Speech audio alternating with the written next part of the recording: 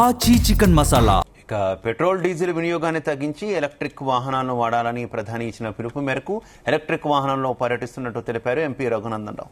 సిద్దిపేట జిల్లా కేంద్రంలోని సరస్వతి శిశు మందిర్ ఆధ్వర్యంలో నిర్వహించిన సంస్కృతి వేసవి శిక్షణ శిబిరం ముగింపు ఉత్సవాల్లో ఆయన పాల్గొన్నారు. భారతదేశంలోని సామాన్య, పేద, మధ్యతరగతి వ్యక్తులు ప్రధాని ఇచ్చిన పిలుపును అర్థం చేసుకున్నారని చెప్పారు. కానీ ప్రతిపక్షాలైన కాంగ్రెస్ పార్టీతో పాటు ఇతర నాయకులకు అర్థం చేసుకోలేకపోతున్నారని విమర్శించారు.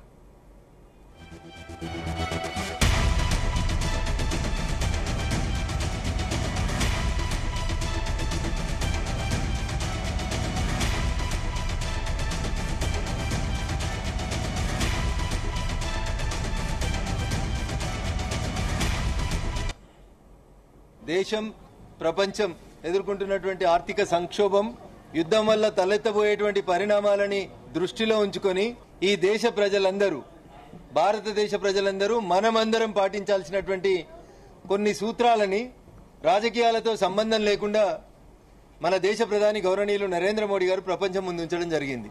దానికి ఆలోచన లేని వ్యక్తులు, అర్థం కానటువంటి మూర్ఖులు నోటికొచ్చినటువంటి వ్యాఖ్యానాలు చేయడం అనేది దురదృష్టకరం.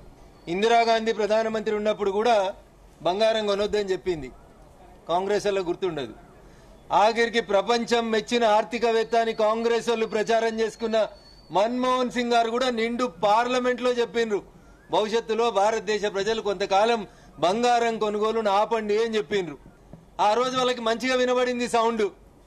ఇందిరాగాంధీ, మన్మోహన్ సింగ్, కాంగ్రెస్ పాలిత ఈ దేశ ప్రధానులు బంగారం కొనొద్దు అన్న రోజు చాలా గొప్పగా కనబడ్డది కాంగ్రెస్ నాయకులకి.